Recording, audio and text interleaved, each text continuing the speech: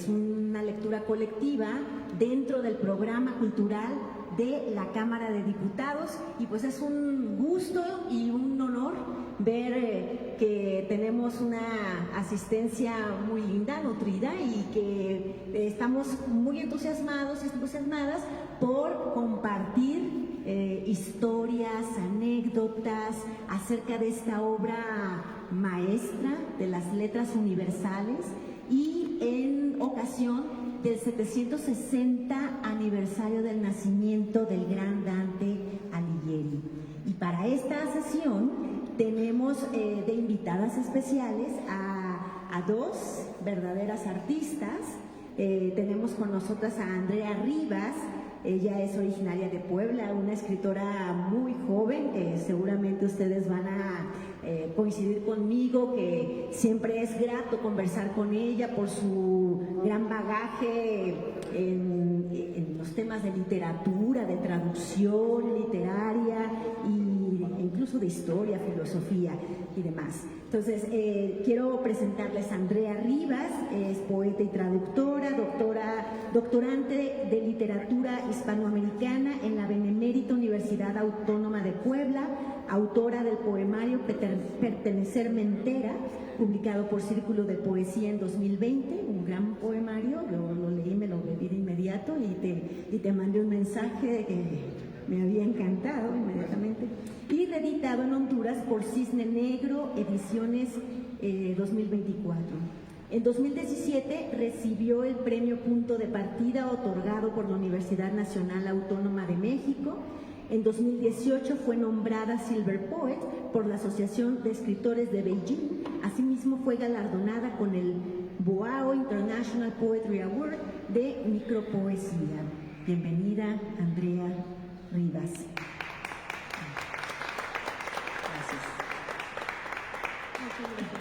También tenemos aquí con nosotras y nosotros a la extraordinaria violinista Heréndira Vargas. Ella es titulada en la licenciatura en instrumentista en violín de la Escuela Nacional de Música de la UNAM, como alumna de la maestra Victoria Orti. Actualmente es violinista en la Orquesta de Cámara de la Escuela Nacional Preparatoria de la UNAM desde 2012.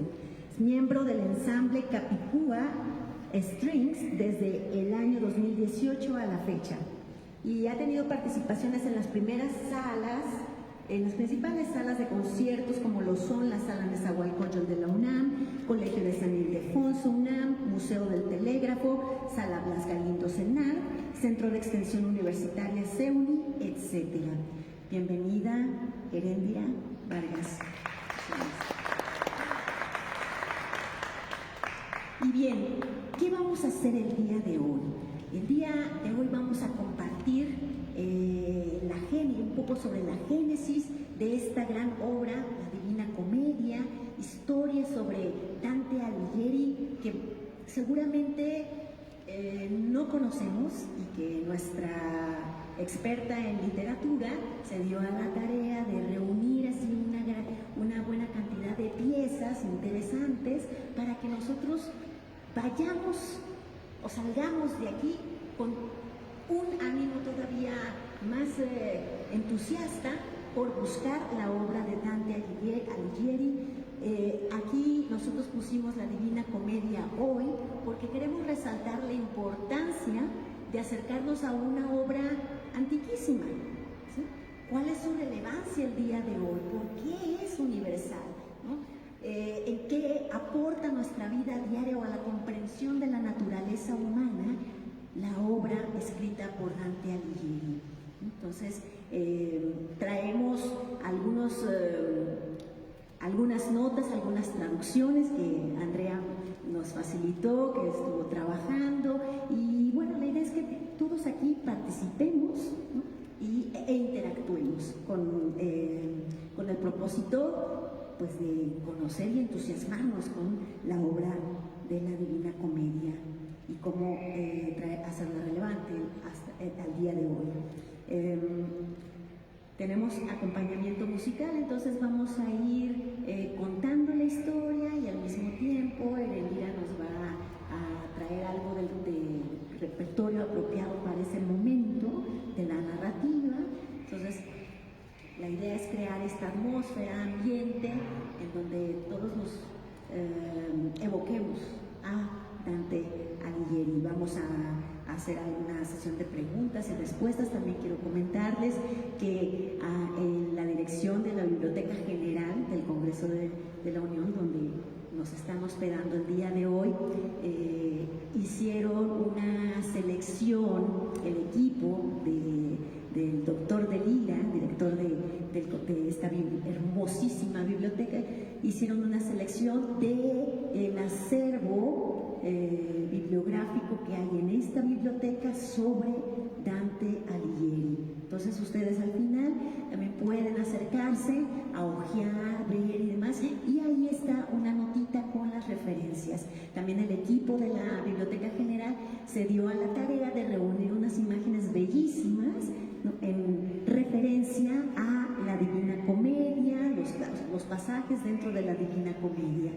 Así que posterior a esta participación y lectura, pueden pasar a hojear y ver esta selección bibliográfica y las imágenes. Agradecemos, por supuesto, la hospitalidad del doctor de Lira en esta casa hermosa de biblioteca del Congreso de la Unión. Y bueno, sin más, voy a ceder la palabra a Andrea. Ella va a ir guiando esta lectura colectiva, pues para que generemos esta comunidad de conversadores en esta tarde. Adelante, Andrea. Hola, muy buenas tardes a todos. Muchas gracias, Tania. Para empezar a sentirnos con el espíritu entre el medievo y el renacimiento, vamos a inaugurar con un poquito de música y luego yo empiezo a platicarles de Dante.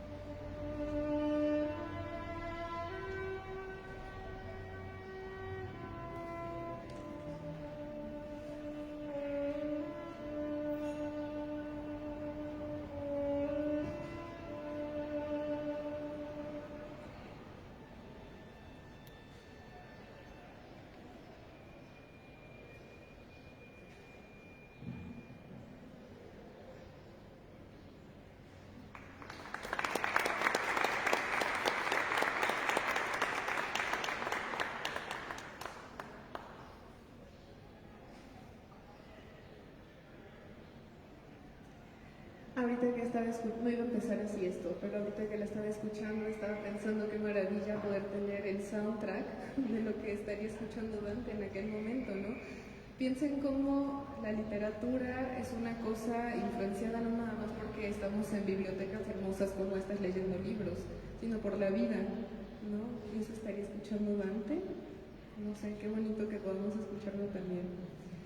Pero bueno, el día de hoy quiero hablarles de muchas cosas. Traigo un índice porque a veces me emociono y empiezo así con los temas para todos lados. Entonces les cuento un poco. Les voy a hablar un poquito de Dante y Beatrice, o Beatriz, ¿no? Este amor que, bueno, sabemos un montón, pero quizás hacer algunas particularidades. No sé si sabían, pero Dante pues fue súper influyente para la constitución de lo que hoy se llama italiano, ¿no? Para la lengua italiana, y él tenía un interés súper especial en la lingüística, entonces vamos a hablar un poquito de eso y luego de cómo eso influye en la manera en la que está escrita la Divina Comedia. Vamos a hablar un poquito de la comedia, pero no les voy a hacer aquí todo un resumen, porque si queremos un resumen existe Wikipedia, ¿no? Vamos a hablar de cómo podemos leerla a partir de ciertas particularidades, vamos a hablar de ciertos mitos que hay en torno a la Divina Comedia, como que Dante inventó el purgatorio porque no existía. Eso es una mentira, ¿no? Entonces vamos a ver de dónde sale este mito y a puntualizar ciertas cosas. Vamos a hablar de particularidades léxicas, porque en la comedia cada preposición importa y le da un significado mucho más profundo a la obra. No se trata nada más de un viaje que hace Dante acompañado por Virgilio entre el infierno, el purgatorio y hasta llegar al cielo, que es lo que ya conocemos, es cómo nos cuenta eso y qué significa ese viaje, ¿no? Entonces, pues vamos a hablar de eso a partir de incluso los artículos que utiliza y de los adjetivos que utiliza, y todo esto a partir nada más de leer las primeras 4 estrofas. Y vamos a revisar varias de las traducciones que hay al español y una traducción al inglés de la comedia, también un poco como pautas para leerla y un poco para criticarla, porque es muy divertida la crítica literaria, ¿no? Así que bueno, voy a empezar hablándoles un poquito. Recordemos que Dante Alighieri nace en Florencia en 1265 y con él y con su escritura se marca el paso entre la edad medieval y el Renacimiento. Todavía no es el momento del Renacimiento, él muere en 1321, pero es muy interesante porque la mentalidad de ella está adelantada, pero todavía todos sus valores, todos sus conceptos están en la Edad Media. Entonces, esto lo vamos a ver en la Divina Comedia y es una cosa maravillosa. Ahora, su relación con Beatrice es una cosa increíble. Beatrice Portinari, que es esta mujer que lo está esperando en el cielo, en la Divina Comedia, que va a ser el símbolo de todo lo puro, bueno, maravilloso y luminoso, es una mujer de la que Dante se enamoró a los 9 años. La vio a los 9 años y dijo, esa es la mujer de mi vida. La cuestión fue que nunca tuvieron una relación. Yo no sé si alguna vez se habrán dirigido la palabra, pero no pasó nunca nada. Y sin embargo, él vivió toda su vida enamorado de Beatrice, quien además después creció, se casó con otro hombre y murió muy joven. No obstante, sí. Él escribió, por ejemplo, porque sabemos mucho de Beatrice en la Divina Comedia y después su imagen aparece en un montón de otras referencias de libros, ¿no? O sea, está en Carlos Ruiz Zafón y creo que es en La Sombra del Viento aparece una Beatriz que está haciendo eco a esta Beatrice, o sea, todo el tiempo le estamos retomando. Pero no sale solo en la Divina Comedia, hay todo un libro, si les gusta la cuestión amorosa, hay todo un libro que se llama Vita Nova o Vida Nueva, que son poemas que le escribe completamente todos a Beatrice, son canciones y escritas en florentino. Que algo de lo que vamos a hablar hoy es que, bueno, ahora nosotros decimos italiano, todo es italiano y sabemos que, igual que en México, no es lo mismo hablar culichi que hablar poblano, que hablar de Ciudad de México, todos son españoles, sí, pero son bien diferentes, ¿no? Pues en esa época lo mismo, pero cada uno de esos dialectos se entendía como lenguas distintas. Bueno, pues estas canciones van a estar escritas en florentino y fíjense por qué me parece importante decir esto de que están escritas en florentino, además de que es un dato curioso, interesante, ¿no? En aquel entonces toda la literatura que es entendida como alta literatura, como la literatura seria, que bueno, a mí me parece en general una falacia hablar de alta y baja cultura, pero finalmente existe la categoría, aunque no queramos. Toda la alta literatura estaba escrita en latín. ¿Y quién tenía acceso al latín? Las mujeres, desde luego no. Los niños, por supuesto que no, a menos que fueras un niño varón súper privilegiado y pues que tus papás te iban a pagar que fueras a estudiar, ¿no? Y los hombres tampoco todos, ¿no? O sea, solo ciertos hombres burgueses que tenían pues el privilegio de poder ir a una institución, usualmente religiosa, a aprender filosofía, teología y literatura. Es súper revolucionario que un autor que hasta hoy leemos como a Dante, desde sus primeros libros se negara a escribirlos en latín y los escribiera en la lengua vulgar, en la lengua del pueblo. Él es de Florencia y él escribió en florentino este libro para su amada. Y son canciones populares pensadas pues eso, para que cualquier persona pueda leerlas. Bueno, pues estas canciones entonces ya nos hablan de pues una mujer que va a ser la inspiración para toda la obra dantesca, ¿no? No nada más para la Divina Comedia como igual y popularmente solemos saber. Y algo que a mí me llama mucho la atención de Beatrice, y que solo lo voy a dejar con un pin para futuras pláticas, porque si no yo me salgo terriblemente del tema, es como esta mujer con la que nunca tuvo relación, con la que probablemente se comunicó nunca o alguna vez solo de buenos días, ¿no? Buonasera, adiós, inspira la imagen de la mayor pureza, de la mayor bondad, de la mayor belleza, y lo mismo va a pasar algunos años después con Petrarca y Laura. Lo mismo, es un amor que nunca se consolidó y la mayor belleza es una mujer que no existe, porque solo la vieron de lejos, porque no saben cómo es. Este inicio, porque este tipo de escritura inaugura la idea del amor que tenemos hoy en día, de esta mujer angelical, maravillosa, pero si no la conoces no existe, es la imagen que tú creaste en tu cabeza de ella. Y eso, bueno, a mí me parece una cosa muy importante como para después, para dejarles a ustedes que reflexionen y que comenten a la hora de la comida saliendo de acá. Pero me parece muy interesante que lo pensemos y que a partir de ahí podamos después ver cómo Beatrice, claro, pues es una construcción de Dante, en realidad es una mujer, probablemente la bellísima, ¿no? Físicamente, y más allá, Dante, ¿qué podía saber de ella, no? Pero entonces va a construir a una mujer que va a ser tan pura que no puede bajar por Dante al purgatorio, por ejemplo, y por eso Beatrice le dice a Virgilio, al poeta latino, oye, ve a recogerlo porque él tiene que hacer este viaje desde el infierno hasta el cielo y yo pues soy tan pura que no puedo salir del cielo, entonces tú tráemelo. Y después, claro, Virgilio no es puro, entonces Virgilio la deja en la entrada del cielo y le dice, bueno, buena suerte, ahí está tu amada, y la amada lo recibe. Incluso cuando entra al cielo y Dante la mira, dice que es el rostro más similar al rostro de Cristo. Es una locura, ¿no? Y es maravilloso. La introducción de esta edición, que es de las más famosas de Acantilado, dice que en realidad la Divina Comedia es un poema de amor, porque al final todo es el pretexto para decir que la muchacha de la que Dante está enamorado es divina, es maravillosa y es el ejemplo de todo lo bueno, puro y que hay que seguir, ¿no? Bueno, a mí me parece eso una hipérbole, pero sí en parte es cierto. Una parte de los temas es que es un libro de amor y a mí me parece divino eso, ¿no? Entonces, bueno, ese es un poquito como de contexto, digamos, porque vamos a seguir hablando de Dante, me parece, de Dante y Beatrice, ¿no? Y de todo este preámbulo, me parece bien interesante, ¿no? Pensar cómo en realidad esta mujer que ha permeado tantos libros, tantas obras, que ha influido tanto en tantas imágenes, es una invención. Para que reflexionemos con un poco de esto.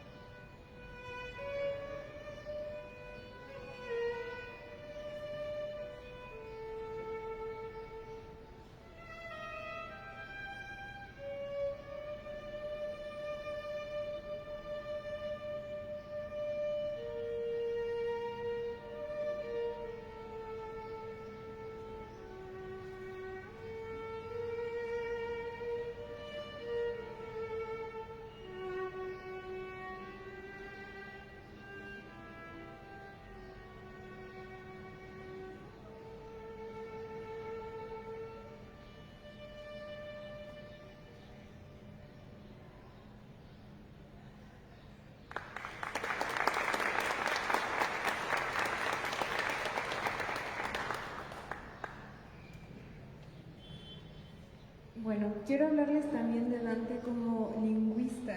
A ver, por supuesto que ni existía el término lingüista en aquella época, ni es que en la carrera de lingüística estudiemos a Dante, pero de pronto leyéndolo pienso que deberíamos. Dante escribe, ya hacia los últimos años de su vida, un libro que se llama Tratado de la Lengua Vulgar, y es un libro interesantísimo, que no es difícil de leer, se lo recomiendo un montón. Este libro lo plantea como 4 libros y al final solo hay 1 y medio. Me encanta, esto es como la poética de Aristóteles, donde nos va a resolver todos los problemas de la literatura, pero desafortunadamente no hay la mitad, entonces no sabemos, ¿no? Bueno, lo digo un poco irónicamente, me parece muy desafortunado. Al final tenemos 1 y medio, y ¿qué hace en este libro y por qué me parece importante compartirlo? Resulta que él plantea que hay una diferencia súper importante entre la lengua materna, ¿no? La lengua que aprendemos de nuestras madres, que él dice de nuestras nodrizas, o sea, ahí se nota que es una persona burguesa, y la normativa, que es la que nos enseñan, ¿no? Y a esa normativa le llama la gramática. Bueno, ¿por qué es importante esto? Fíjense, cuando yo estudié la carrera en lingüística y literatura hispánica, y cuando entras desde el primer semestre te presentan a un señor que se llama Ferdinand de Saussure. Y Ferdinand de Saussure lo conocemos como el padre de la lingüística moderna. Resulta que él en el siglo XX, o sea, muchísimo después, por supuesto, que de la Edad Media y del Renacimiento y de Dante, se le ocurre, por supuesto que a partir de mucha historia también y de mucho estudio, que nosotros tenemos la capacidad innata de hablar. Y esto es una cuestión que ustedes dirán, ¿ok? Pero claro, ¿por qué los animales no hablan? Se comunican, tienen formas de comunicación, pero ¿por qué no dicen como nosotros cosas, ¿no? O sea, claro, un loro puede repetir cosas, pero ¿puede generar un discurso como nosotros? Bueno, pues esto para los lingüistas del siglo XX es como, ¡guau!, ¿no? Es que Saussure es un genio.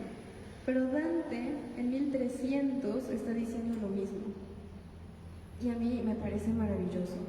¿Qué es lo que dice? Bueno, que tenemos esta lengua madre que es, pues dependiendo, él es florentino, entonces el florentino, pues ustedes saben, no hablamos igual en nuestras familias que en la escuela. En la escuela te empiezan a pedir un tipo de léxico más refinado. A lo mejor si esto mismo que les estoy contando a ustedes se los estuviera contando a mis amigos entre café, utilizaría otro léxico, ¿no? Que es el más cercano a mi lengua madre. Y como les estoy hablando ahorita, ¿qué léxico es? Es el de la gramática, el que me enseñaron en la escuela, en los libros, el que me han corregido toda la vida. Andrea, no puedes estar diciendo groserías en las conferencias. Ya no decimos groserías en las conferencias, ¿no? Bueno, pues él se da cuenta de que hay una diferencia, y algo más importante de que hay una diferencia es que socialmente hablar con tu lengua madre está mal visto, y peor aún escribir con tu lengua madre. Y hasta la fecha no sigue siendo así. No de pronto escuchamos ciertas canciones, voy a poner como ejemplo el reggaetón, pero pueden poner aquí el género que ustedes quieran. Y hay ciertas palabras que decimos, eso no es muy elegante, ¿no? ¿Y por qué despreciamos nuestra lengua madre? Porque además lo que va a decir Dante es que esa es la lengua natural, ¿no? Esa es la lengua que es cercana a nuestro corazón. La otra es aprendida y es artificial. ¿Por qué nos parece tan despreciable lo que nos es natural y tan encomiable lo que es artificial? Y entonces él va a decir, no, esas son visiones. Y entonces lo que se va a dedicar a hacer es algo que en el siglo XX llamamos lingüística comparada, que se supone que no existía hasta el siglo XX, pero Dante en 1300 lo está haciendo, y es ponerse a estudiar las cosas en común que hay entre las distintas lenguas de las distintas regiones de Italia. Por ejemplo, se pone a comparar la palabra amor y su forma de pronunciar entre el toscano, el florentino, el siciliano, el romano, el lombardo, ¿no? O sea, todas las distintas regiones, y dice, pero si nos parecemos. Nosotros, como les decía hace rato, ahora entendemos que tenemos muchos dialectos del español, ¿no? Y entonces que yo puedo ir a Yucatán y de pronto no entender del todo lo que me están diciendo, pero si hablan español, claro, porque es otro dialecto del español.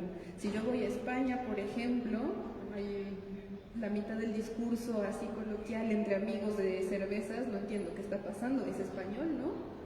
Claro, bueno, él dice... Todas estas, en esa época se entendía que el florentino era una lengua, el toscano era otra lengua, o sea que eran diferentes, no se entendía que fueran variantes de una misma lengua. Para nosotros ahora eso es evidente, pero en aquel entonces no existía el estudio lingüístico que ahora existe, donde nos dice que todos venimos del árbol del indoeuropeo, que todas las lenguas son primas, que tal. Dante ya lo está haciendo y se está fijando en estas particularidades. Y bueno, ¿qué va a hacer? ¿Para qué nos interesa todo esto lingüístico? Muy interesante, pero ¿por qué me importa para la escritura literaria? Porque él va a plantear en este libro la lengua italiana ideal. Es decir, va a decir, todos somos italianos y estoy viendo que todos como que sí somos primos, como que parece ser que sí. Y entonces, para que nos entendamos mejor y podamos escribir literatura en nuestra lengua materna, y no ya en el latín que nos están imponiendo estos fascistas, sí, porque además él es súper peleonero, ¿no? De hecho, muere exiliado de Florencia porque se la pasa en Roma peleando la libertad e independencia de Florencia.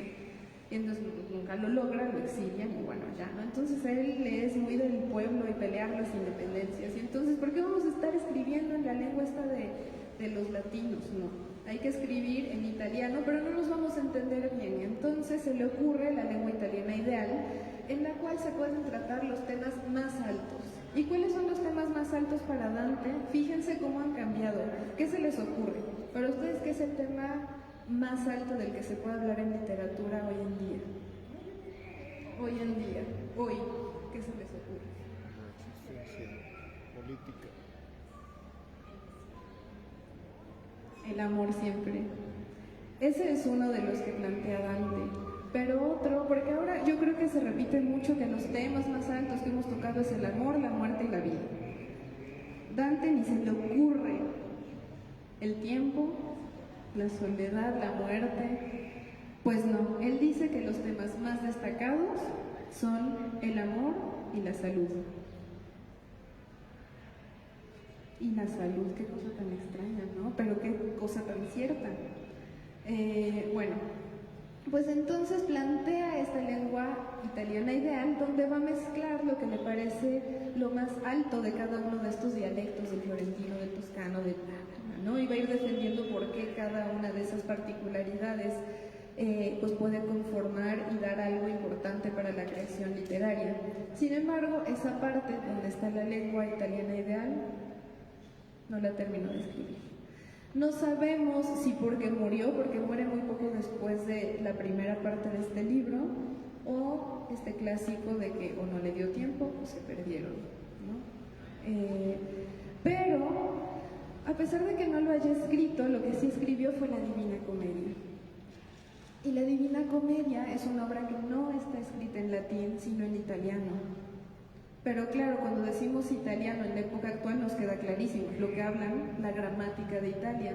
Pero ¿en qué italiano está escrita? ¿En florentino, en toscano? En todos. Esa es la lengua italiana ideal. ¿Y qué pasó? Que se convirtió en la lengua italiana ideal y que a partir de la escritura de este libro, de pronto todo el mundo empezó a escribir en italiano los temas más altos. Y la literatura escrita en las lenguas vernáculas o vulgares dejó de ser del pueblo, empezó a ser para todos. Se siguieron haciendo las canciones trovadorescas, se siguió haciendo todo lo popular, recreativo, pero también los libros de filosofía, los libros de los temas más altos. Y entonces sí logró crear la lengua italiana ideal.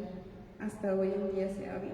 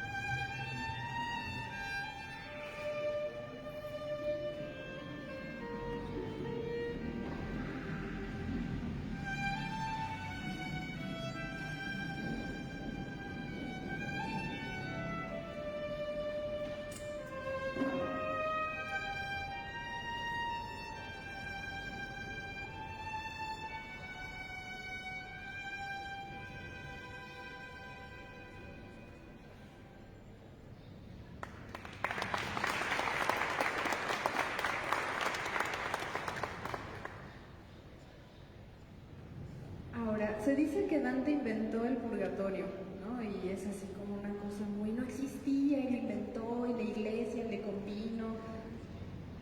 No, eso no pasó así, ¿no? Vamos, pasó pero no pasó.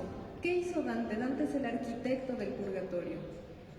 Vamos a ver por qué. A ver, toda la comedia, que además el título original es La Comedia, ¿no? Es un libro lleno de sátira. Obviamente, por lo que les cuento del carácter de Dante, estaba él lleno de enemigos políticos, gente que le caía súper mal. ¿Y dónde pone a esa gente? En el infierno. Hay una crítica ahí, claro, donde y pone y explica por qué, en qué círculo del infierno van a estar todos sus... Gente viva la pone, ¿por qué no? Y claro, va poniendo gente de toda la historia, pero bueno, me desvío un poco ahí. Bueno, buenas desviaciones. A ver, toda la comedia, que es el título original, y que luego Boccaccio la lee y dice, pero esto es divino, la divina comedia, claro, además del tema celestial y tal, dice, pero es que aquí aprendemos todo sobre la virtud. ¿Cómo se va a llamar solo la comedia? Es la divina comedia, y Boccaccio pues la renombra, ¿no? Pero bueno, él solo le puso la comedia. Y toda la comedia es un diálogo, claro que con la historia, con otros libros, con la forma escritural de Virgilio, pero también con la Biblia y con los textos sagrados de la religión cristiana, ¿no? Entonces, a ver, para entenderla, seas o no religioso, tienes que tomar como referencia ese otro libro, que es la Biblia, y esos otros textos, los textos sagrados apócrifos también, porque los va a retomar. Recuerden que él vive en el periodo medieval, aunque su escritura marca el inicio del Renacimiento, ¿no? Pero pues finalmente sus textos y referencias son medievales. Bueno, pues el purgatorio sí está de manera implícita, tanto en la Biblia como en estos otros textos apócrifos que existen. ¿Cómo implícita? Claro, es que nunca dice la gente que se muera se irá o al cielo o al infierno o al purgatorio. Eso no dice, pero entre líneas podemos ver. Por ejemplo, hay un lugar que se llama Seol en la Biblia. ¿Qué es el Seol? Es súper abstracta la descripción y vamos viendo, y en Mateo dice una cosa y en el Éxodo dice otra, pero de todas esas cosas podemos ir juntando cosas. Es un lugar al que van las almas de los muertos, que no es el cielo y no es el infierno, porque es un lugar de sombras y de silencio. O sea, mi casa un viernes por la tarde. A mí me parece maravilloso, pero bueno. Que no hay sufrimiento, no hay dolor, hay reflexión en el Seol. ¿Qué es el Seol? Es un lugar de paso, es así como la antesala de algo, ¿pero de qué? El limbo, ¿no? No está con ese nombre aún en la Biblia y sobre todo en el Antiguo Testamento, que además es el que más se estudia en esos días. Es más, hasta la fecha en la religión católica, cristiana, quienes nos llevaron a catecismo te enseñan los 10 mandamientos. Esos son del Éxodo, eso es antes de Jesús, pero seguimos viviendo con los 10 mandamientos, aunque Jesús dijo que todos estamos libres de pecado y por eso Él se crucificó. Los 10 mandamientos son una pauta para que vivas como persona decente, pero no te vas a ir al infierno si no los cumples. ¿Dónde dice eso Jesús? Bueno, pues en este momento en el medievo tampoco le están haciendo el caso al Nuevo Testamento, sino al Antiguo, ¿no? Y entonces, bueno, pues puede ser que es ese un poco como limbo. Ahora, por ejemplo, en Génesis o en el Salmo 55 dice que en el Seol van a habitar quienes en vida sirvieron a Jehová, pero también quienes no lo hicieron. Entonces no es la antesala del cielo, pero tampoco del infierno. Entonces, ¿qué es? Pero luego en Apocalipsis dice que nada puro entrará al reino de Dios. Pues entonces entendemos, podemos inferir que pasando por el Seol es donde tienes silencio, sombras, para reflexionar. ¿Cuál es el único acto que puede librarte de tus pecados? El acto de la contrición. Entonces, a ver cómo lógicamente inferimos que el Seol, el que luego Dante llama purgatorio, es este espacio donde las almas van y pasan pues, un montón de tiempo hasta el día del juicio final, donde finalmente quienes se arrepintieron pasarán al cielo ya puros, ya libres, y quienes no, pues al infierno, ¿no? Porque ya tuviste tiempo, silencio y espacio para pensar. Por ejemplo, hay un historiador, Jacques Le Goff, que si les gusta la Edad Media, es buenísimo, tiene un libro súper chiquito donde explica toda la mentalidad de la Edad Media de manera maravillosa, que lo define como el camino a medias ubicado a una distancia desigual entre dos extremos que se extiende hasta el paraíso. Pero la cuestión es que la Biblia nunca nos dice bien todo esto, ¿no? Y entonces claro que en la mente pues queda como súper abstracto, ¿qué es eso? ¿A qué voy ahí? ¿No? Y lo que hace Dante es ponerle un nombre, ¿no? Ya no es como el espacio, el Seol, sino que, a ver, se llama purgatorio y pues te voy a poner arquitectónicamente cómo es. ¿Y cómo es? Es una montaña que tiene círculos así en espiral y con terrazas. Y en cada una de esas terrazas, son 7, se va a representar uno de los pecados capitales. Y entonces, pues si tú eras muy glotón en vida, te toca irte ahí. A los mexicanos yo creo que todos mínimo pasamos por ahí, ¿no? El pecado de la gula. Y entonces, bueno, así, ¿y qué pasa? Pues claro que ya para todos los fieles religiosos, ok, ya tiene más sentido, ya me puedo imaginar, y entonces se vuelve la manera en la que después la Iglesia utiliza para describirnos pues lo que es este espacio del Seol, pero en realidad no es un invento de Dante, él simplemente nos pone una imagen en la cabeza. Eso es lo que hace la poesía. ¿Qué es el amor? ¿Sabe? Pero para eso tenemos miles de poemas que nos ponen la imagen de qué puede ser el amor. Bueno, pues ya hablamos de algunas cosas y ahora me gustaría que vayamos a leer las primeras 4 estrofas nada más de la Divina Comedia. Valga recalcar algunas cosas. Cuando yo les digo que para mí la lengua italiana ideal que él quería la logra hacer aquí, no me refiero nada más a la utilización del léxico particular del florentino o de cualquier otra lengua, sino también a que va a retomar las formas populares de escritura y de literatura y de música. Hay unas ciertas formas que son de nuevo las formas de la gramática, las que son las altas, que se escriben en latín, y Dante no recupera ninguna de esas, ¿no? ¿Qué hace? Que recupera lo que se llama la terza rima. Y la terza rima es la forma en la que se escriben las canciones trovadorescas de aquel entonces, que pues es lo del pueblo, lo divertido y tal, ¿no? Y otra cosa que va a recuperar es el ritmo, el pentámetro yámbico, que es el mismo ritmo con el que está escrita, por ejemplo, la Eneida. Y, pues claro, la Eneida, quien la escribe, Virgilio, que es su guía a través de todo este viaje, ¿no? Entonces está recuperando toda esta tradición y creando una forma literaria altísima a partir de las formas del pueblo. Y eso a mí me parece maravilloso. Vamos a escuchar en italiano cómo sonaba en el italiano de aquel entonces, además, solamente las primeras 4 estanzas o 4 estrofas. Fíjense bien, esta terza rima que les digo que él recupera tiene el endecasílabo, o sea, cada verso tiene 11 sílabas. Tiene sí o sí que ser rimada y sí o sí que tener un ritmo, ¿no? Ya hablamos muchísimo de por qué esto es importante. Vamos a ver en italiano y luego vamos a ver si esto se recupera o no en las traducciones que hay. Inferno. Nel mezzo del cammin di nostra vita mi ritrovai per una selva oscura che la diritta via smarrita. Ahí quanto a dir qual era cosa dura esta selva selvaggia e aspra e forte che nel pensier rinnova la paura. Tante amara che poco è più morte, ma per trattare del ben chi io trovai, dirò delle altre cose chi vi scorte. Io non so ben ridir che mi vintrai, tant'era pien di sonno aquel punto che la verace via abbandonai. Ese era el sonido y ese es el sonido que se mantiene toda la obra, ¿no? Bueno. A ver, hay varias cosas aquí que quiero... Ahora vamos a ir dialogando un poco estas primeras 4 estrofas. Ustedes tienen ahí traducciones para darse idea de qué dicen. Fíjense, vamos verso por verso.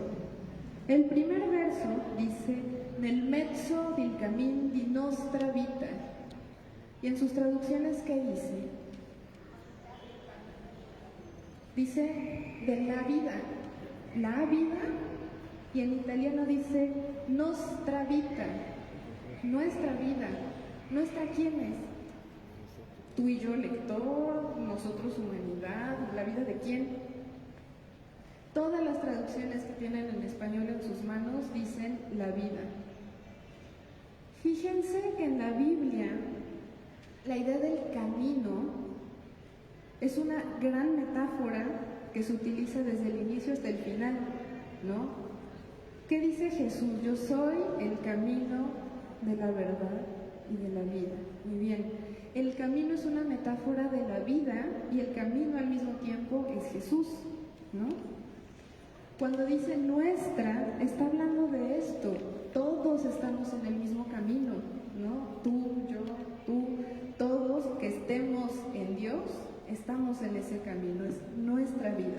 Ahora hay muchas hipótesis aquí de que dice de que el camino de mi vida, que porque más o menos lo escribió a no sé qué edad, sí, pero no siempre llegan a esa conclusión por el camino correcto.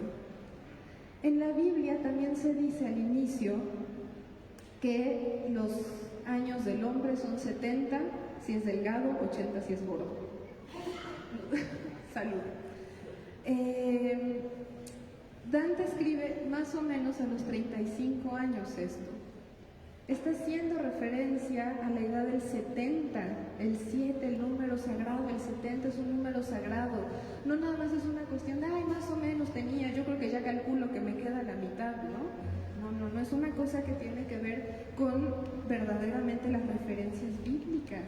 Y está hablando, claro, de en este camino del Señor. Y entonces traducirlo como de la vida le quita esa parte importantísima, porque todos deberíamos estar en ese camino. Y nos está hablando a todos, todos estamos aquí y todos vamos a hacer este viaje. Entonces, bueno, al ratito vamos a intentar traducir entre todos cómo le haríamos, porque ahora fíjense, en español queda muy difícil decir en medio del camino de nuestra vida y mantener las 11 sílabas, ¿no?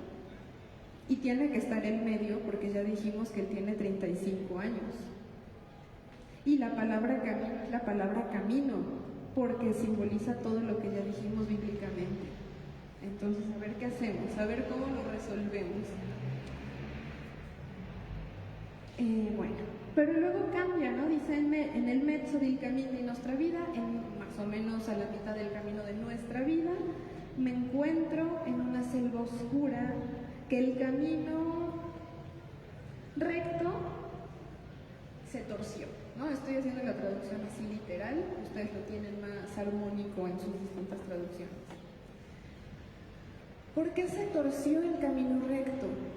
Este es un libro y lo que quiero hacer hoy es darles pautas para que lo leamos con la profundidad con la que Dante lo escribió. No es que va paseando por una selva oscura material y realmente, ¿no? Un poquito más adelante nos dice que el sueño le ganaba, Dante está quedándose dormido. O sea, esto le pasa metafísicamente, no le pasa materialmente. ¿Cómo es el camino de Dios? Pues es el camino recto, es derecho, es un camino maravilloso. ¿Y qué pasa? ¿Cuál es la metáfora en la Biblia? Cuando te desvías del camino es cuando todo se va al catre, ¿no? A mí me acuerdo mucho, yo iba a catecismo en el kinder y entonces me enseñaron esta, no se llaman fábulas, se me olvidó cómo se llama, pero bueno, de la oveja descarriada, la parábola, ¿no? Y del buen pastor. Y entonces, ¿qué pasa? Que todas las ovejas van maravillosamente por el camino recto y hay una rebeldona que dice, ay, a ver qué hay por acá. ¿Qué pasa? Le pasa lo mismo que a Dante, se le tuerce el camino. No es el camino físico, es el camino emocional que se le tuerce y se va. Y entonces, ¿qué le pasa a la pobre oveja descarriada? Que se empieza a llenar de espinas, se cae un acantilado, le llueve, un lobo la persigue, igual que a Dante, un lobo más adelante no lo deja pasar. ¿Y qué pasa? Que cuando ya dice, ay, no, ya me arrepentí, ya vi que yo tenía que ir por el camino recto, el buen pastor, que es Dios, le dice, ven, mija, no pasa nada, ya te arrepentiste, todo va a estar bien, y la devuelve al camino recto. Es decir, son metáforas. No es que Dante esté en una selva, es que metafóricamente está en un lugar oscuro, está en un momento en el que está dudando de su camino y entonces se enfrenta a lo que podría ser el infierno si él se desvía del camino. ¿Se dan cuenta? Y entonces, ¿qué pasa? Que de pronto en las traducciones pues nos dicen cosas un poco extrañas, ¿no? Y entonces se pierde todo este sentido que hace referencia a la Biblia, directamente a los textos sagrados, que estas palabras que son sagradas, que son metáforas, se nos pierden y se vuelve un libro de aventuras divertidísimo, pero que esto que lo hacía divino según Boccaccio, pues se pierde totalmente, ¿no? Bien. Me gustaría que alguien pudiese ayudarme a leer alguna de las traducciones de las que tienen ustedes, la que les guste, la que el dedo les dé, así que caiga ahí.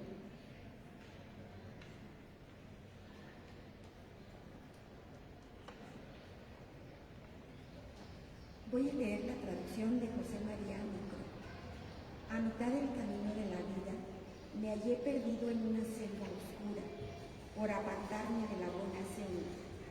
Es tan difícil relatar cómo era esta selva salvaje, áspera y ardua, que al recordarlo vuelvo a sentir miedo. Solo la muerte es más cruel y amarga, pero antes de hablar del bien que hallé, diré las otras cosas que ocurrieron. No sé muy bien cómo entré allí, porque tenía mucho sueño cuando abandoné la senda real. Muchas gracias. ¿Qué notan de esa traducción? Ya hablamos de cómo es importante el endecasílabo, el ritmo, la rima, el nuestra, la metáfora del camino, que Dante se está quedando dormido cuando nos narra todo esto. ¿Qué les parece la traducción? Esa versión.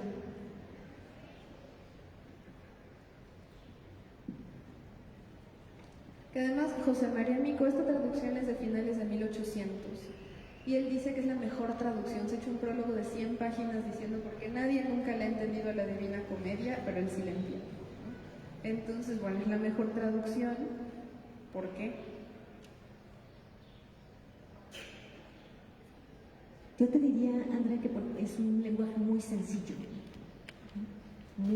sin vocablos complejos, sino vocablos que son familiares para todos nosotros, pero y están puestos de una manera que se transmite esencialmente la idea de Dante.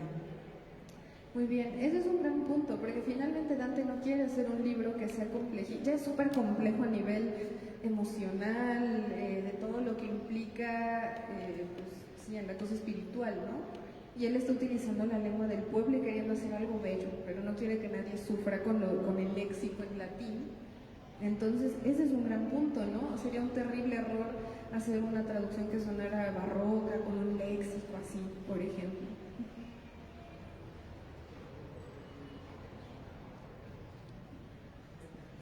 Hay una construcción esencial en esto, más allá de la estructura que se puede gestar a través de lo que emana, promueve, tiene que ser sistemático a través de la literatura y estas estructuras. Sin duda hay un ser humano que hace esta traducción y desde mi punto de vista hay un estoicismo, es decir, ¿qué está haciendo la persona que traduce? ¿Qué está haciendo? ¿Qué está viviendo?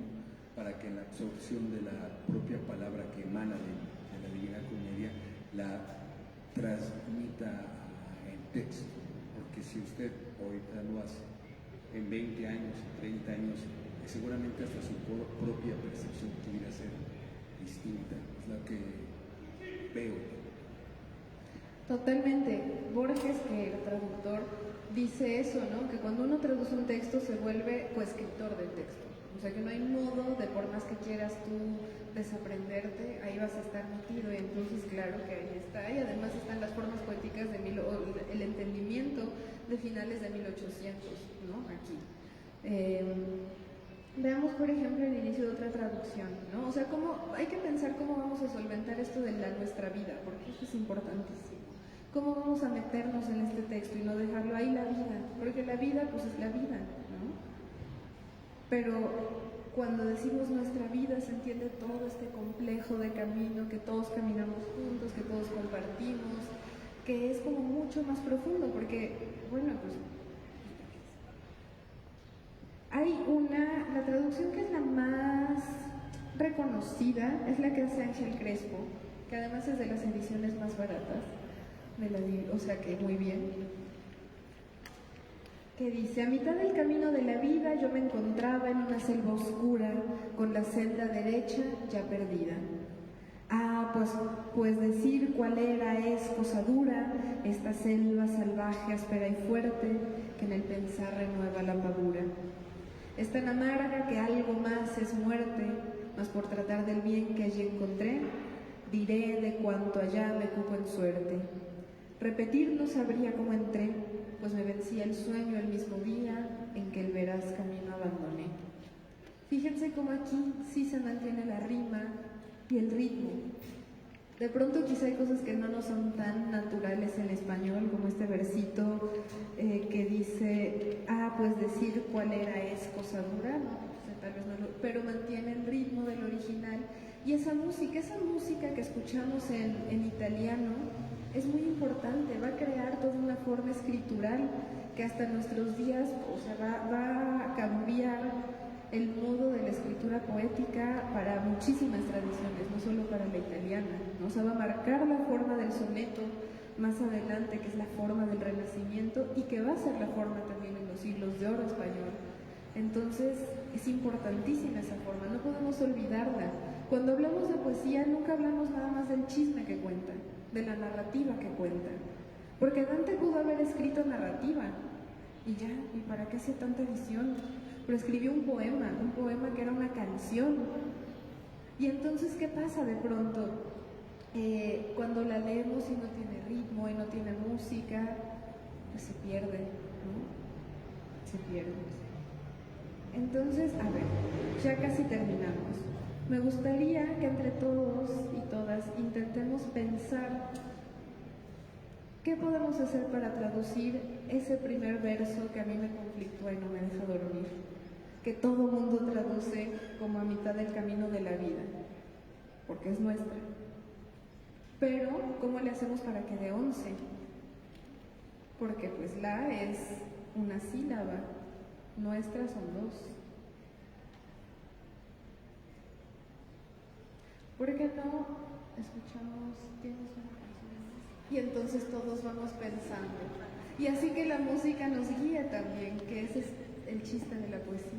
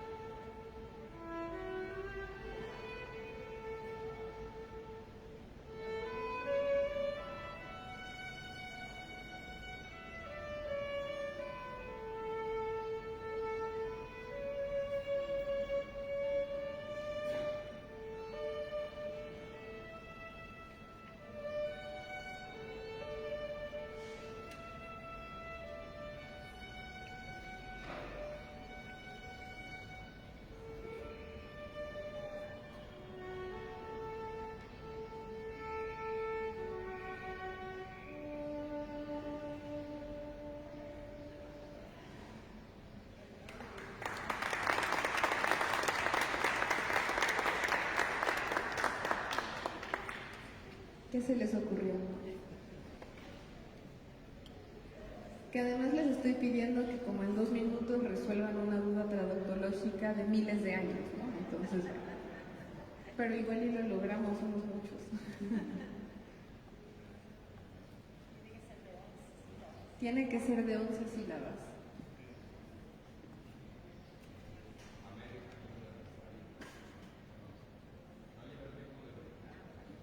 Bueno, ya es. Yo decía que a medio camino de nuestra vida. No respeta el ritmo, pero somos. Sí, están chuecos. Sí. Están chuecos los acentos, pero ya es.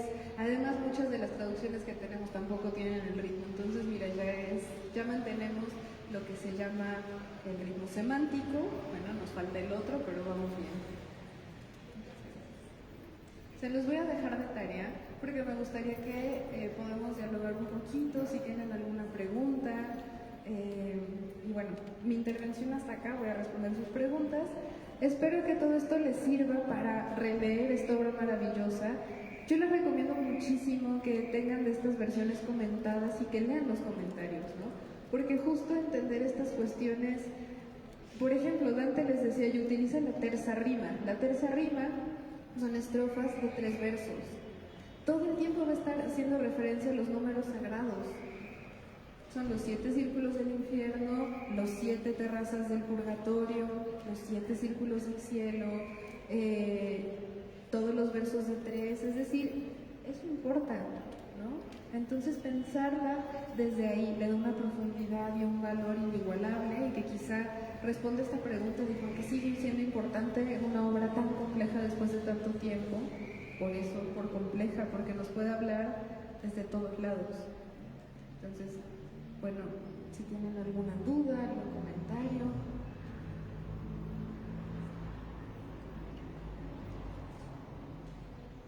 Sí, es que acaba de mencionar que son 7 círculos y yo entiendo que son 7 terrazas en el purgatorio, en esta montaña, pero entiendo que hay 9 círculos en el infierno y 9 círculos concéntricos en el cielo.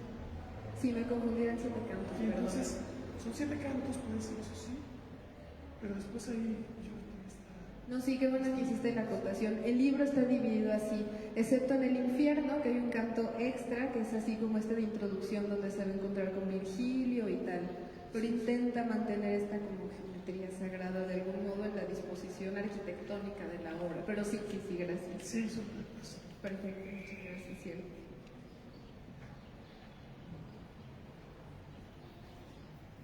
Me surgió una serie de preguntas que evidentemente que si quisiera formularlas todas en este espacio sería insuficiente. Sin embargo, una connotación interesante es la que usted pronunció en relación a ocupa, paréntesis, malas palabras, groserías. Y me parece que cabe esta pregunta: ¿hasta dónde o hasta cuándo es anticuado utilizar un vocabulario permisible o rebuscado, como en muchas ocasiones me lo han dicho, en un espacio no genuino? Es la pregunta del $1.000.000. A ver, yo creo que el problema, o sea, a ver, hablando como lingüista y no como mi opinión personal, sino como profesional, es que finalmente nosotros creamos realidades a través de la lengua que hablamos. Y entonces, ¿qué pasa? Que el tipo de léxico que utilizamos configura nuestra realidad. Por ejemplo, ese es el drama ahora con la lengua inclusiva. Porque no existe la palabra, no existe en nuestra cabeza. Pero cuando existe la palabra, configuramos las cosas en nuestra mente. El léxico que decidimos utilizar configura quiénes somos como personas. Y entonces para mí no se trata de que esté bien utilizar groserías en una conferencia o mal escribir poesía súper barroca en el siglo XXI, sino más bien de con qué intención estás utilizando el léxico que estás utilizando. Y esa es la diferencia, utilizar un léxico para marcar tu superioridad moral, por ejemplo, como me pasa mucho en Facebook, me encanta pelearme con gente en Facebook, es terrible y no lo recomiendo. Gente que se dedica a corregir la ortografía de otros utilizando el léxico más complejo. A ver, hermano, si quieres enseñarle a alguien que no tiene tu privilegio de haber estudiado lingüística y lo explicas con palabras incomprensibles, lo que quieres no es ayudarle, es demostrar que eres mejor. ¿Para qué escribimos un poema neobarroco? Porque queremos comunicar algo que es tan complejo a lo mejor, que esa es la forma estructural que nos ayuda a sostener la idea. Maravilloso. Para probar que tú sí fuiste a la escuela, no tiene sentido. Y viceversa, ¿qué quieres probar cuando utilizas un léxico de la calle en tu poesía? Sentirte cerca de tus raíces. Me parece muy genuino. Probar que eres de la chaviza. Eso es para mí, ¿no? O sea, a mí me encanta la poesía neobarroca, pero reconozco muchísimo el valor de saber incluir el léxico de nuestra lengua madre y de comunicar pues a una población más amplia, que además este ha sido el dilema durante siglos y siglos y siglos. Horacio, ahí en la época de los latinos, está defendiendo y le dice a los pisones en la carta: tienes que escribir con una lengua que todo mundo pueda comprender. No puedes escribir nada más tú desde tu... No lo dice así, pero yo se los estoy poniendo en mis palabras. No puedes solo escribir desde tu privilegio y querer que todo el mundo te entienda. ¿Por qué te van a querer entender? Si tú quieres comunicar algo, aprende a comunicarlo. ¿Por qué quieres que la gente quiera venir a ti? ¿No? Y después lo va a decir Lope de Vega en el arte nuevo de hacer comedias.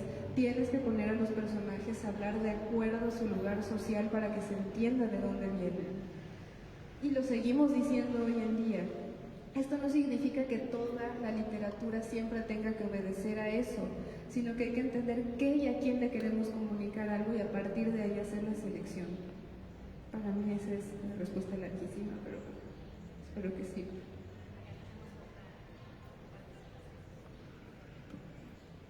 Gracias. Buenas tardes. Muy interesante todo lo que han platicado, todo lo que cada uno de nosotros, con nuestra experiencia, nos vamos asimilando. Los conceptos son lo que tú nos estás transmitiendo a través de esa comunicación que tienes, el tipo de palabras que usas a ese nivel, desde luego, como comentaste hace un momento. Dependiendo del lugar donde estés, te tienes que ubicar y hablar ese tipo de lenguaje. Nosotros aquí creo que la mayoría tenemos un poco de conocimientos y según lo que yo aprecio y me gusta mucho la lectura y referente a esta Divina Comedia es lo que tú nos has dado a entender, nos has dado a conocer sobre toda una parte, digamos, una síntesis que has hecho de esto, porque no podemos explicar todo. Y cada uno de nosotros la debemos entender según nuestra experiencia, según nuestros conocimientos que hemos adquirido en el aspecto de la literatura. Unos conocemos más, otros menos, otros más.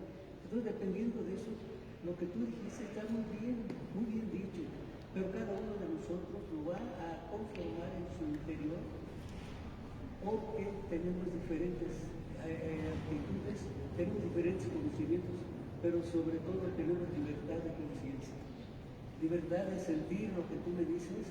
Yo lo sentí, la música que tocó frente a su violín.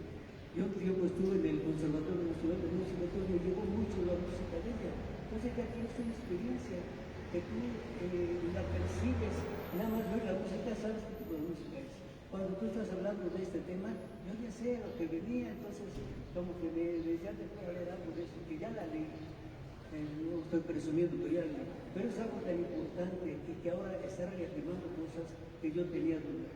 Te agradezco mucho tus palabras y que siempre sigas por ese camino de seguir enseñando lo que nos hace falta en la literatura mexicana. Gracias. Muchas gracias.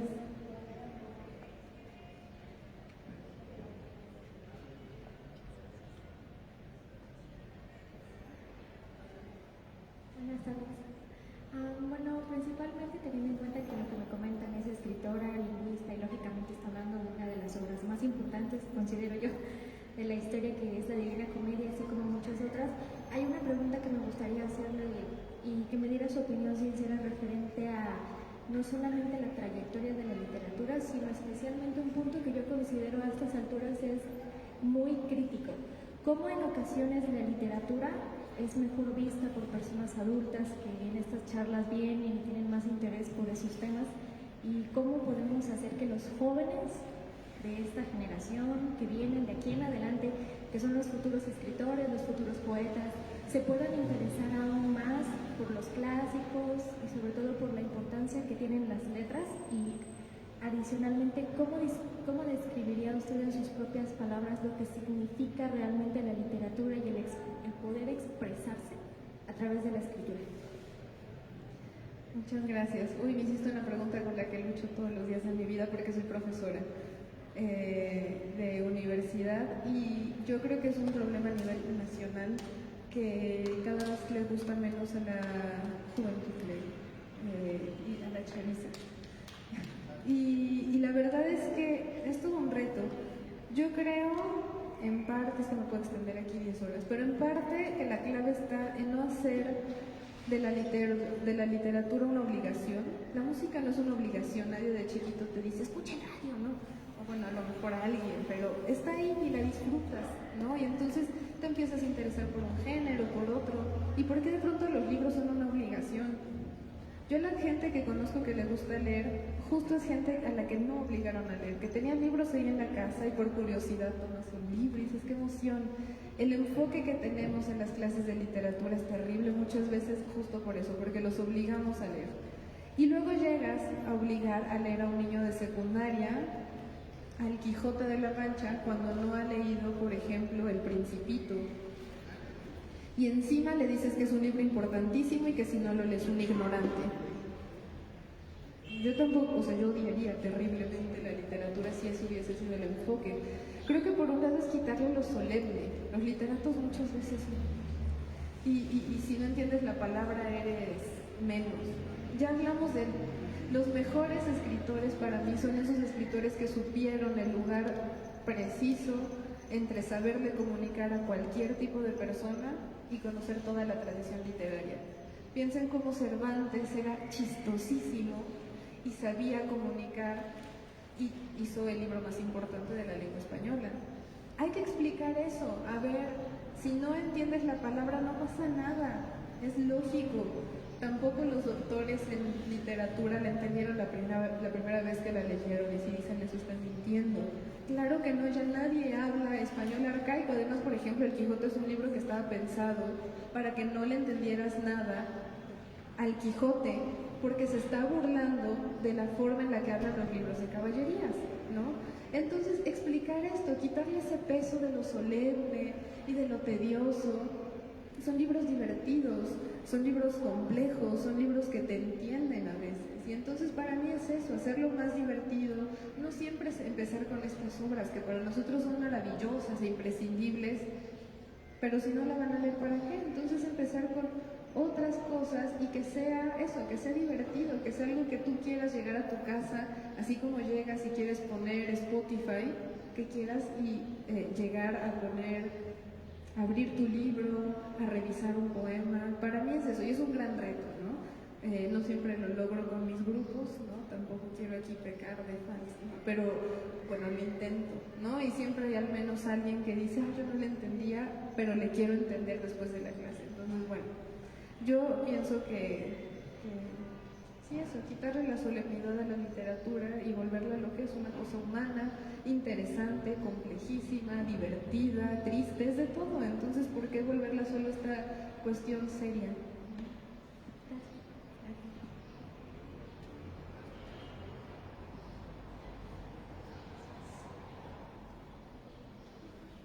Gracias. ¿Tenemos alguna otra intervención para finalizar por acá?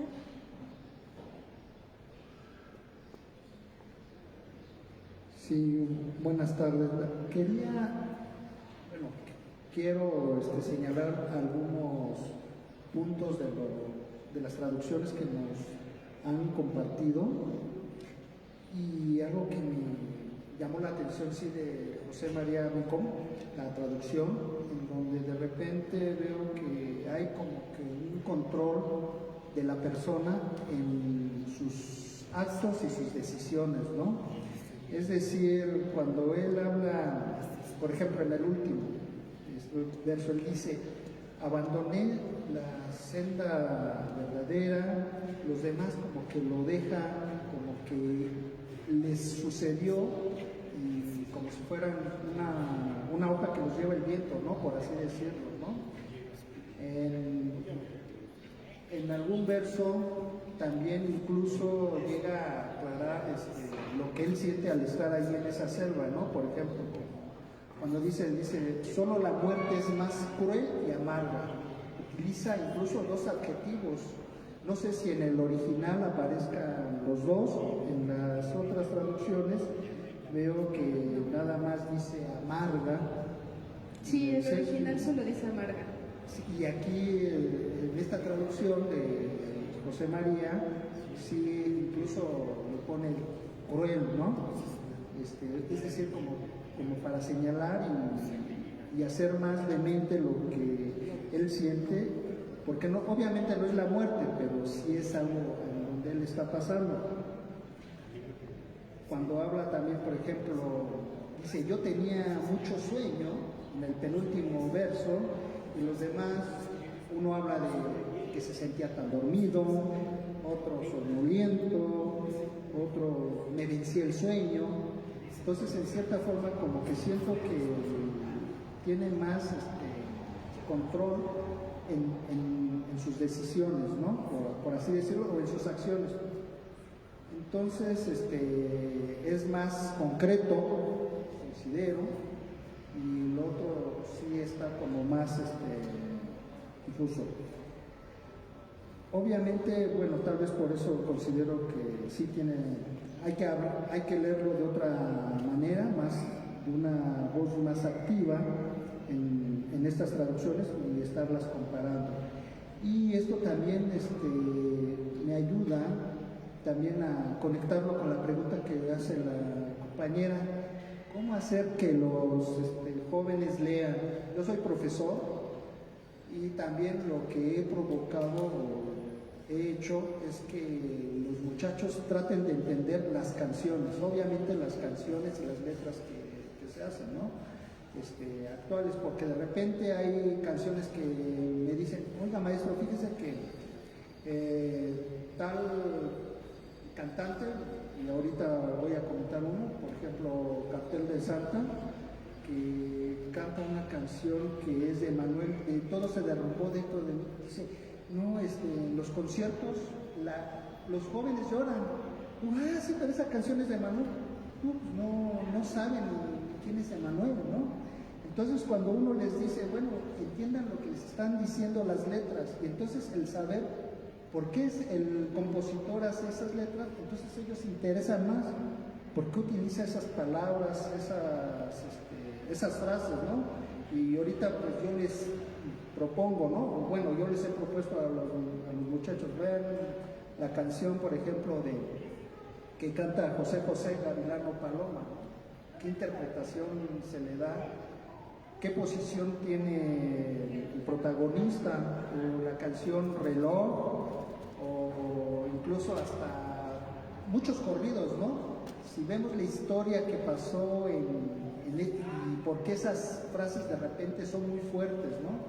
Por ejemplo, corridos como los de Laurita Garza, que no fue tal, pero que de repente cuando empiezan a analizar las frases, dicen: no, pues qué fuerte, ¿no? Cuando le dice: oye, pues es que tú no me puedes dejar y nos vamos a casa, dice: no, pues que esto te enseñe, ¿no? O sea, qué forma de despreciar o incluso de no tomar en cuenta el sentimiento del otro, bueno, en este caso de la otra, y entonces sí, se ponen a analizar y dicen: bueno, ¿cómo te sentirías, no? Entonces, estar analizando el sentido de las frases, de las palabras, también provoca en los alumnos el que quieran saber y entender por qué se escribe así o por qué se dice, no, incluso los Juanes, por qué lo escriben. Y algo que había comentado, que bueno, que voy a revisarlo también, de lo que hacía Dante de recomendar, obviamente, esto de las canciones, ¿no? Es decir, estos probadores obviamente también provocaban obviamente una difusión y un entendimiento de ellos querían expresar. Bueno, gracias. Totalmente. Sí. Algo muy breve. Yo quería comentar que esa pregunta está ahí desde hace tiempo y creo que hace falta un esfuerzo mayor en el sentido de que, así como lo hizo usted sistemáticamente, de poder entrar a un contexto histórico en donde la obra podamos analizarla, los chicos se pueden interesar. Pasa aquí que vienen a esta biblioteca y entonces nosotros tratamos de sacar el libro, hacer una curaduría de lo que estas obras ofrecen, pero muchas veces recomendamos estos ejercicios de los escritores que hablan de la obra en esta forma, sistemáticamente, a partir, por ejemplo, de lo que decíamos, ¿no? El idioma italiano se entiende a partir de que en la Toscana florentina él recoge todas las palabras que a la postre se convierten en un lenguaje que todo el mundo puede asimilar de una forma en la que se integra Italia, ¿no? Entonces, pero eso no lo sabe el chico. Y entonces el chico dice: bueno, yo llego y no entiendo de qué hablan estos 14.533 versículos? No tengo la menor idea de qué me está hablando y cómo lo relaciono con el tema eclesiástico y con esta parte que tiene que ver con este conflicto que él tiene entre la iglesia y la monarquía, y cuando él, siendo un güelfo, se pasa a los gibelinos y dice: yo estoy en contra no de la ética moral de la espiritualidad, sino de la iglesia. Bueno, todo esto, grosso modo, el joven no lo entiende. Y si no hacemos esfuerzos para que les acerquemos no solamente las traducciones, como la que nos acaba de recomendar, me dijo José Ángel Crespo, que voy a buscar, que también eso agradezco, que nos ofrezcan este tipo de recomendaciones para que las podamos ofrecer a los estudiantes. Sí creo que en general con estas grandes obras, las más importantes y reconocidas a nivel mundial, se tendría que trabajar mucho más en la sistematización del contexto de la obra y cómo la podemos entender. Es un punto de vista. Sí, totalmente. Yo solo quiero decir aquí que es muy importante que así como queremos nosotros acercar a los jóvenes a los libros que son fundamentales, para poder hacerlo tenemos que acercarnos a todo lo que a ellos les gusta, ¿no? Por ejemplo, ahora BTS está de moda y resulta que BTS retoma a Hermann Hesse y entonces en el disco aparece. Bueno, puede que no es el género que a mí me gusta, pero si yo entiendo ese disco y me acerco a lo que a ellos les interesa, puedo acercarme mejor a los jóvenes y, o sea, va a haber un diálogo, porque eso es algo que pasa muchísimo. Como maestros creemos que todo es ¿por qué no se interesan en mí? Porque yo no me intereso en él, ¿no? Y a mí me pasa mucho, por ejemplo, que doy clases de poesía y todos los trabajos finales o quieren que sean de Taylor Swift. Bueno, es lo que les interesa, pero si yo no entiendo a Taylor Swift, ¿cómo quiero que ellos entiendan, por ejemplo, a Alejandra Pizarnik?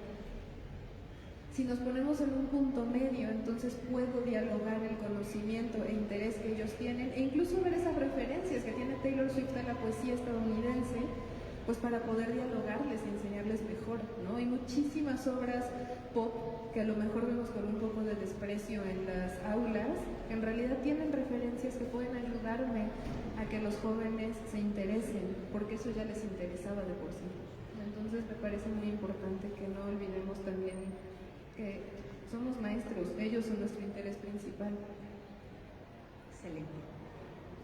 Muchas gracias por su participación, por estar dispuestos a levantar este diálogo con nuestra invitada Andrea Rivas y también esa disposición a la escucha del repertorio que nos ofreció Heréndira Vargas.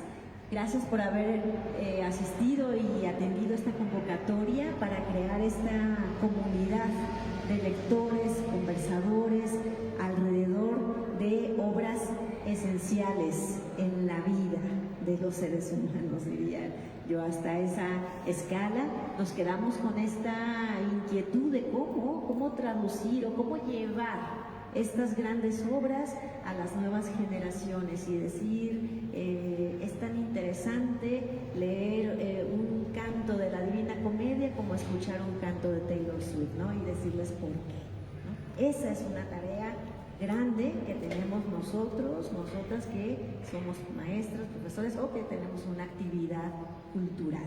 Entonces, es un gusto tener en este día gente y personas de diferentes perfiles, diferentes edades, y el hecho de escuchar acá a nuestra compañera, que es una joven, decir, pues, ¿y cómo traemos esto a los jóvenes?